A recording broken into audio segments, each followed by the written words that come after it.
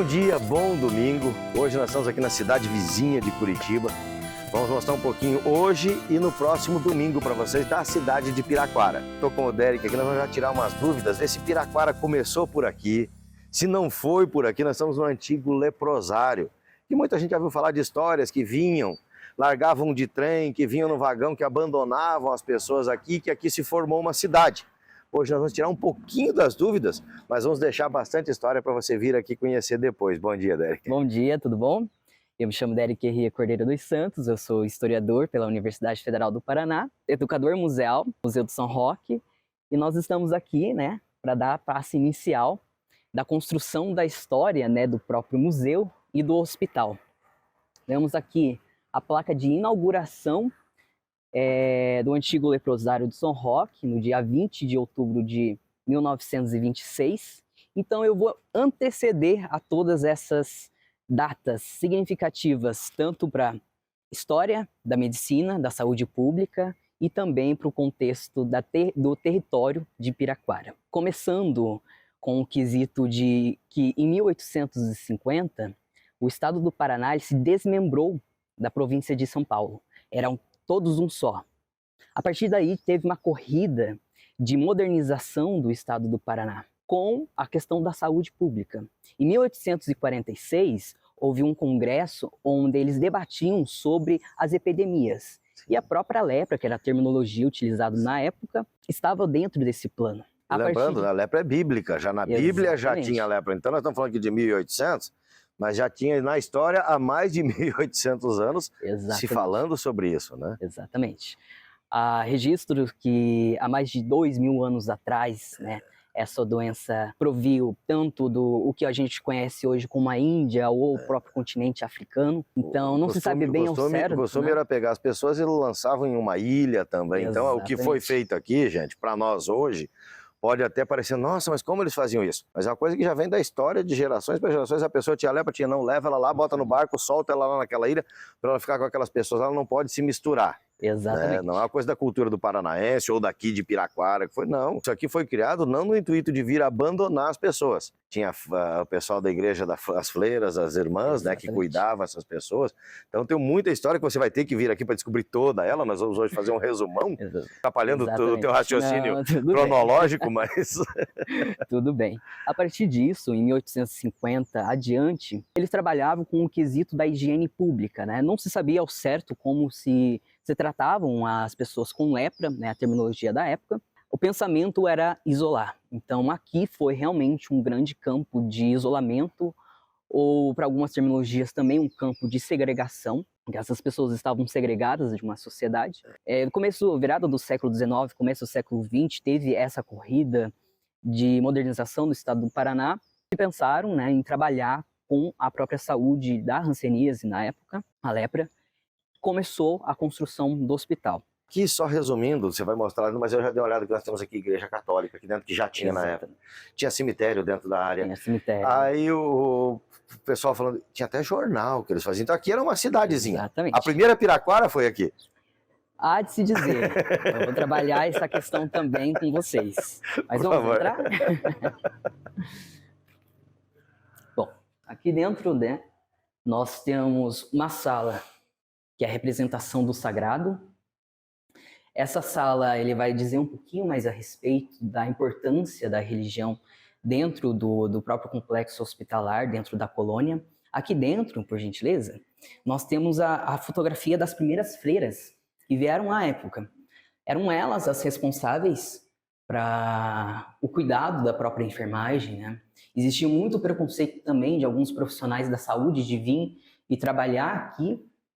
Então, houve um congresso na Alemanha das irmãs franciscanas. A princípio vieram 8 delas, mas como a demanda era muito, vieram mais 8, sendo 16 irmãs.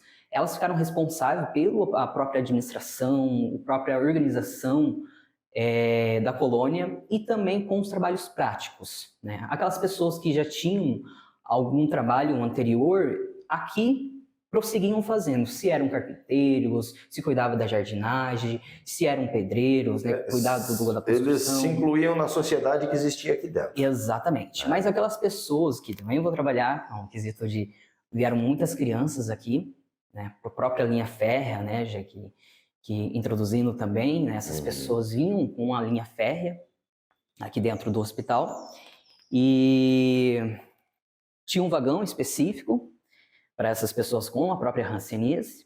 Aqui nossa outra área aqui na Vida em Simulacro, a gente tem uma exposição que fala bastante da administração, mas temos outras fotografias e uma planta, né, como que seria o hospital.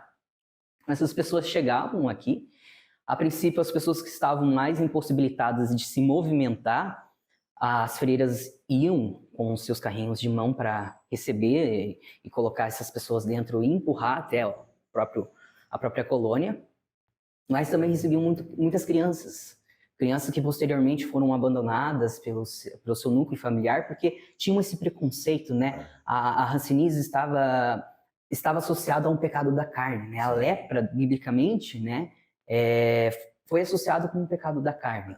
Então, é contagioso mesmo? Era contagioso? As irmãs que estavam aqui, elas tinham também a lepra? Não tinham? Tem alguma coisa dessa parte da história?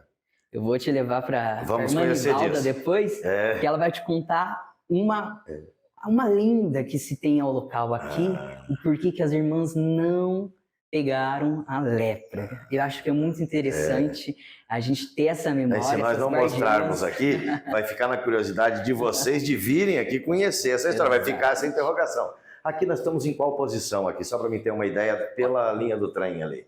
Aqui, nós estamos aqui, onde era a administração. Atualmente nós estamos dentro do museu, né, mas a princípio começou com essa partezinha aqui apenas. E depois foi se ampliando, né? Que era lá, não era tão próximo da linha do trem. Exatamente. Também, justamente para evitar, porque como a gente sofreu uma pandemia agora há pouco tempo, né, o próprio Covid, não, pega no ar, pega nisso, pega naquilo, e até hoje a gente não tem uma noção ainda de como pega. Exatamente. Né? Isso que nós tivemos outras situações, como o HIV, que agora que estão com vacina com isso aqui, ele faz mais de 30 e poucos anos que existe.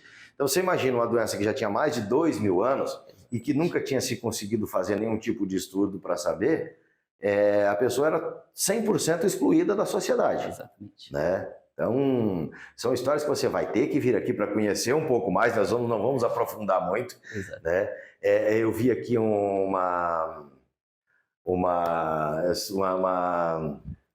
sapatos. Isso. Né? E uma máquina de sapato. Exatamente. Também tinha um trabalho aqui dentro, pelo que dá para a gente notar. Exatamente.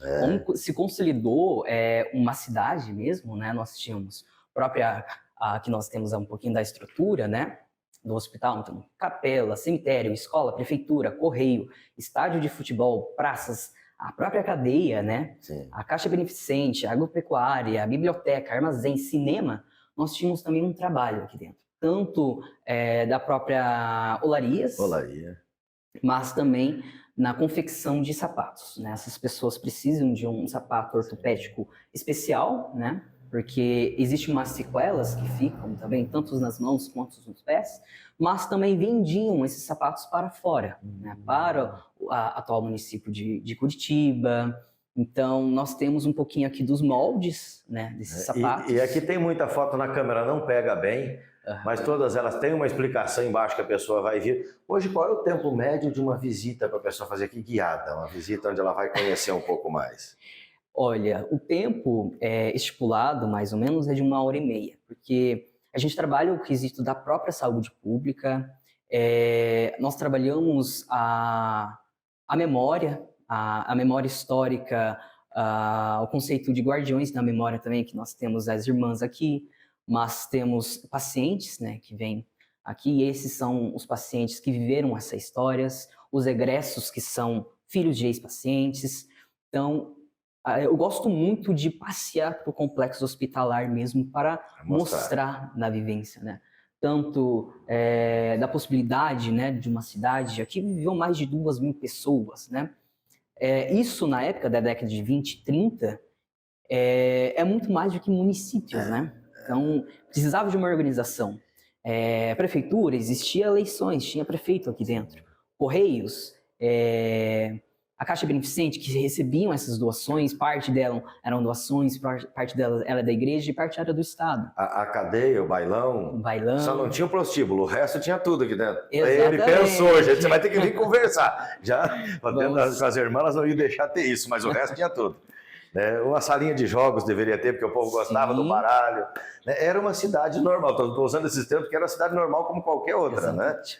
E a quantidade de pessoas para vir visitar vocês aqui, existe um limite, existe um horário, como é que funciona?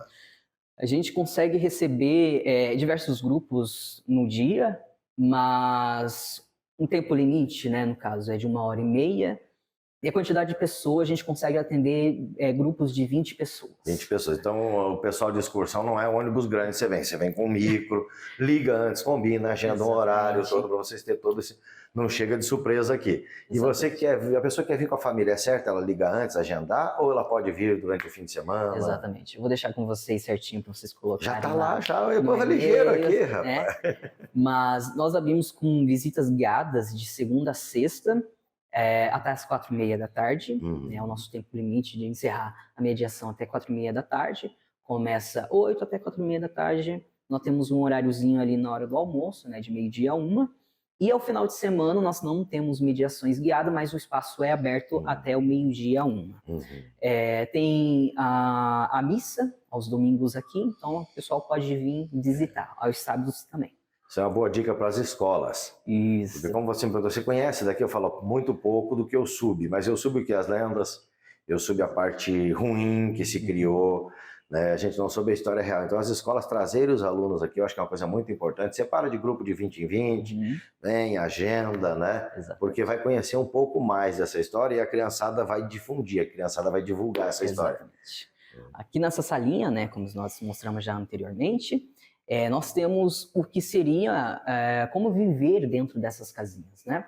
Lá em cima desse complexo tem os carvilhos, que são essas casas germinadas das pessoas que estavam melhores de condição, não ficavam internadas aqui e ficavam nessas casinhas, né? Moravam nessas casinhas. Ou se casavam e ficavam para lá.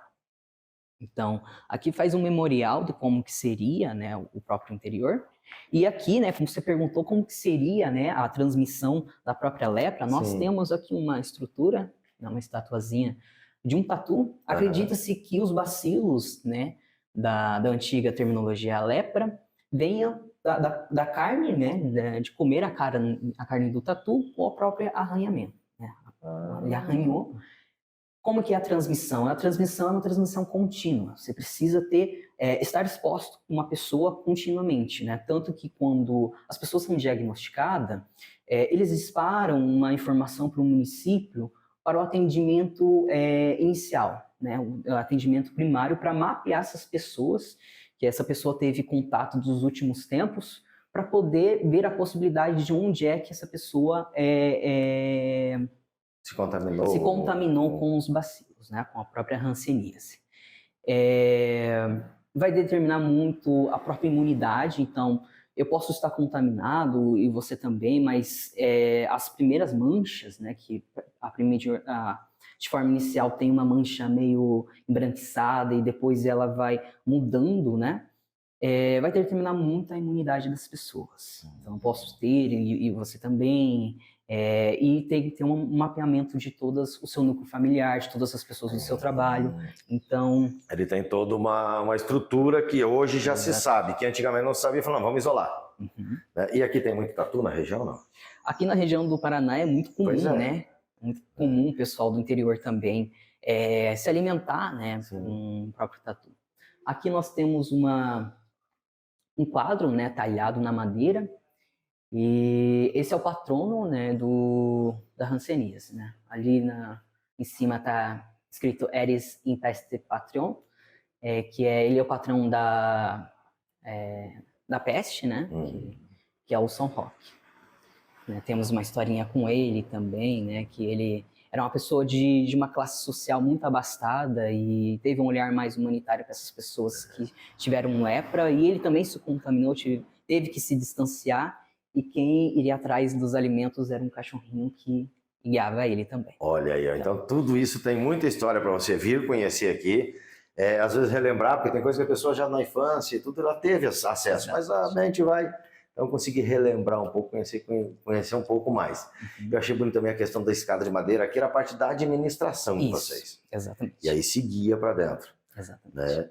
Em 1928, como você disse, foi feito só um pequeno prédio, isso? Em 1926, foi montada uma estrutura inicial e depois foi expandido. Tem muita foto, muita informação, nós não vamos conseguir passar tudo, nosso horário é curto, mas é uma coisa assim,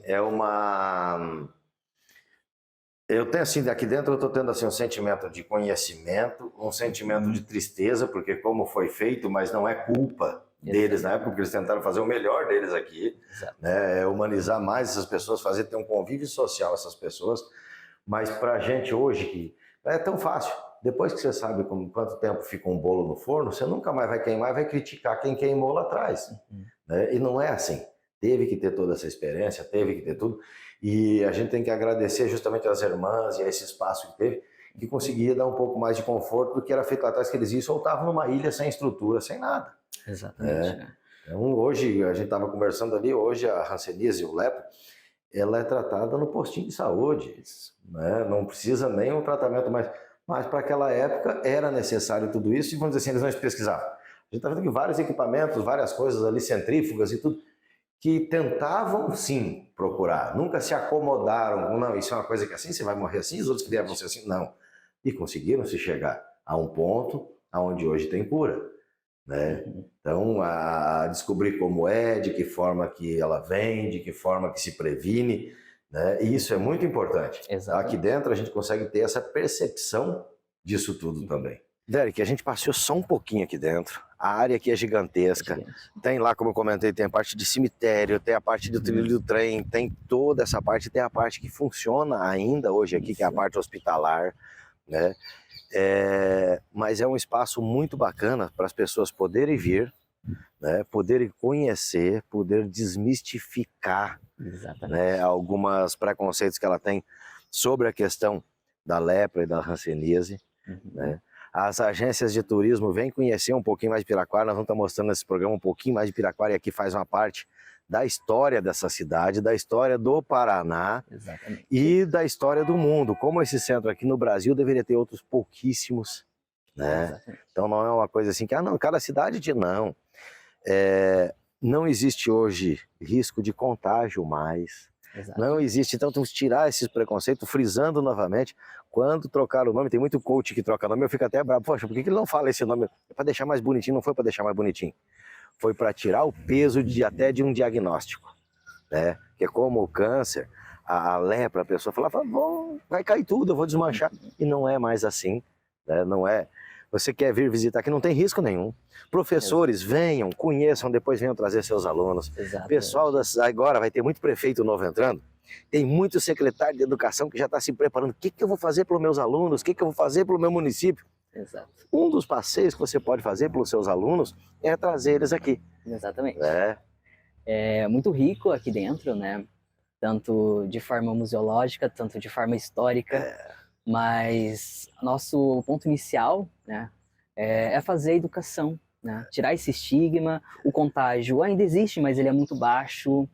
E trata no postinho de saúde. Às vezes é mais fácil do que uma gripe, do que a dengue, né? Do que alguma outra coisa para se curar e para se tratar. O território é muito grande, nós temos aqui o complexo hospitalar aqui atrás, mas temos o estádio de futebol, temos o CPPI agora, que antigamente funcionava o teatro e o cinema, hoje é um serpentário lá dentro. E pode visitar o serpentário também? Sim, exatamente. Eu não vou ir, mas logo nós vamos. Não, a Maria está perguntando, vamos ver, eu falei, na minha sogra eu não vou visitar, brincadeira. Abraço para dona Heloína, minha sogra. Mas uma outra oportunidade eu vou vir visitar o serpentário, porque hoje o tempo nosso é curto. Né? Então, a outra oportunidade, nós vamos vir visitar aqui o serpentário. Venha visitar, venha conhecer, venha na missa nos domingos também, às 8 horas da manhã aqui dentro. O museu primeiro, né, do estado do Paraná, é o museu sanitário, né, que cuida da memória e da história da hanseníase, mas também um primeiro do Brasil.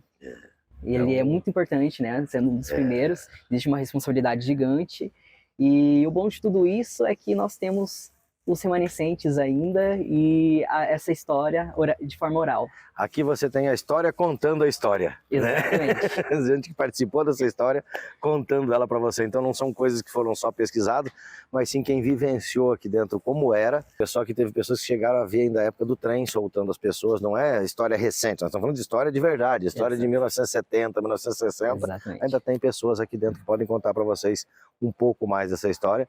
E que está contando para o Derek que ele está fazendo um aumento maior ainda nesse acervo que já tinha. Exatamente. Né? Então venha visitar, venha para Piraquara, e um dos pontos que você vai ter que passar, que é obrigatório de conhecer, é aqui essa parte. Então aqui embaixo está o e-mail. Hoje em dia o pessoal fala, não, tudo é WhatsApp, WhatsApp. Vamos explicar o porquê que é por e-mail aqui? Isso. A gente opta pelo e-mail, exatamente, pedindo, olha, posso marcar, pode ser de forma informal mesmo. Como faz para visitar, né? Manda um e-mail, né, que vai estar aqui certinho. Nós temos um termo de agendamento, de pessoas responsáveis, né, certinho, a faixa etária, se precisa de acessibilidade, para a gente poder ver, né, quais são os espaços que a gente visitar certinho, para acessar todas as pessoas. Então, acessibilidade certinho, a quantidade de pessoas para a gente dividir turmas, então é muito importante para nós. Então tá aí a dica para você, viu, que é organizado. Agora nós vamos rodar mais um pouquinho para Piraquara, Derek. Muito obrigado, prazer te conhecer. Eu que agradeço. E como a minha esposa diz, a gente chega aqui, a gente não consegue ver tudo, uma hora vem com o tempo aqui para nós ir lá no Serpentário, para vir conhecer tudo e conversar com as irmãs que não deu oportunidade agora, dessa vez, a gente conversar, mas você que vai vir aqui vai ter essa oportunidade também. Agora nós estamos aqui já no Centro Histórico de Piraquara, eu estou com a Sara, ela vai contar um pouquinho para a gente desse espaço que a gente está. Bom dia, Sara. Bom dia, bom, prazer receber vocês, né? A gente está aqui na Casa da Memória Manoel Alves Pereira. Eu sou historiadora aqui do município e eu queria contar um pouquinho para vocês sobre a história, né, de como é que Piraquara se forma. Né, Piraquara é uma cidade bastante antiga, né, a gente tem a passagem ainda dos portugueses após a invasão aqui, né, a gente tem o registro, inclusive, das populações indígenas que habitavam esse espaço antes da invasão. A gente tem populações guaranis e caigangue que moravam na região. E aí, após, né, o processo de invasão europeia, a gente vai ter pequenos núcleos de povoamento, principalmente relacionados à mineração. E aí, posteriormente, nós vamos ter as fazendas de mate, né, que vai ter, inclusive, a presença dos africanos que vêm de forma escravizada para trabalhar nas plantações. E aí, após, a gente vai ter lá no final, né, do século XIX, a presença italiana, ali da imigração trentina. E depois a gente tem esses italianos, inclusive, trabalhando juntamente com a população que já habitava a região do centro, a construção da linha férrea, né? E aí a linha férrea ela vai se formar, a cidade se forma ao redor da linha férrea, principalmente por conta dessa passagem, né, da construção da ferrovia que aqui no ligava centro. com Paranaguá, que era o principal porto da região. Exatamente, né? Que fazia essa conexão entre Curitiba e Paranaguá para escoamento da produção agrícola, né? Então tudo que era produzido de alimento, mas principalmente a erva mate, era encaminhada, né, de Curitiba para Paranaguá através da ferrovia. O que ele vai encontrar aqui com você? O que ele vai ver da história e como é que funciona essa questão de história? Bom, aqui na Casa da Memória, a gente vai trabalhar principalmente com pesquisa e resguardo da memória do município. O que é uma memória, né? Assim como nós temos as nossas memórias. Vamos mostrando, nós vamos aproveitando, mostrando a imagem para as pessoas, depois a gente comenta ou eles vêm conhecer, né? Sim, claro. A gente está aqui, né, aberto das 9 até as 5, todos os dias da semana. Esse pessoal pode vir aqui conhecer e a gente vai trabalhar e falar um pouquinho para o pessoal sobre a memória do município. Né? Assim como nós temos nossas memórias, né, as lembranças, uma cidade também tem. Só que as memórias de uma cidade são memórias coletivas. Então, quando a gente está falando de uma memória de um município, a gente está falando de acontecimentos que ocorreram na cidade. Né? Aqui, a Rocran, a gente está falando, né, essa exposição que a gente está agora, a gente apresenta um pouquinho da memória dos povos indígenas aqui no município. É importante ter um território porque ajuda na manutenção do Nhanderecó, né, que é o jeito de viver das populações Guarani, principalmente, mas também o jeito de viver dos Caingangue, né, que é diferente do nosso não indígena. Sim. Então, assim, eles conseguem fazer a manutenção da tradição deles, que tem muito a ver com memória, né, afinal de contas, vem a partir da ancestralidade, vem a partir da oralidade, essa forma de viver que não é de hoje, né? Já vem de mais de 500 anos atrás. Perdemos há muito tempo foi a questão da oralidade. Começou a se escrever livro e aquilo que estava no livro era o que se passava e não se mudava. Sim. E o livro era escrito para ficar às vezes bonito e a gente se perdeu muito da nossa cultura nessa questão. E o índio ele ainda utiliza até hoje muito essa questão com a música, com a tradição de um dia, de uma festa, de um evento, trazendo aquela história lá de trás que eles mantêm ela na forma real ainda, né? Sim, as populações indígenas e também as populações de matriz africana ainda mantêm a oralidade. Mas a gente, enquanto historiadores, também consegue fazer o resgate Sim. da oralidade e da memória através da fala. E conseguir traduzir isso para um livro de uma forma correta sem fazer um romance, né? Exatamente. Eu brinco, às vezes, tem livros que não são gostosos de ler, mas são muito interessantes. São necessários. Tem livros que são gostosos de ler, mas não vai te acrescentar quase nada, né? Não Porque é nem... mudaram tudo. A história do Brasil não é uma coisa gostosa da gente ler, mas é necessária para a gente não deixar acontecer de novo. Quando a gente descobre a verdade, a gente fica até meio abismado. Fala, mas no livro não acredito em tudo que está ali, que foi escrito por alguém que queria vender ou queria deixar bonita a história.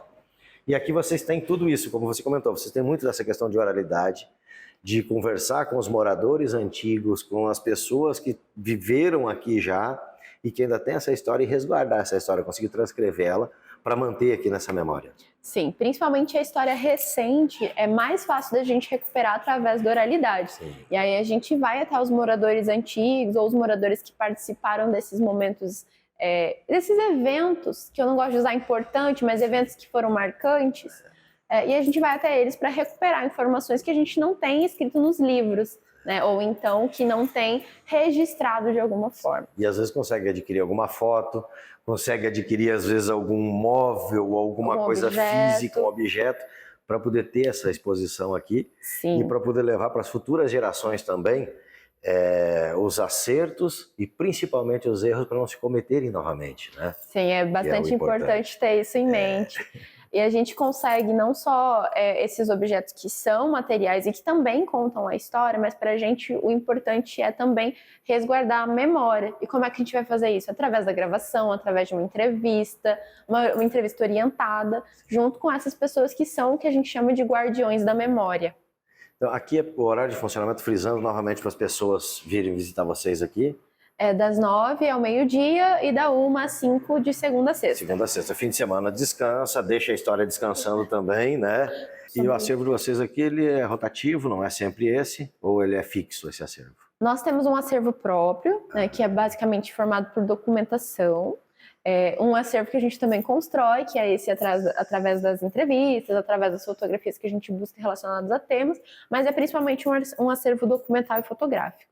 Né, peças tridimensionais, a gente tem mais lá no Museu Ferroviário. Museu Ferroviário, nós vamos ir para lá dar uma olhada lá.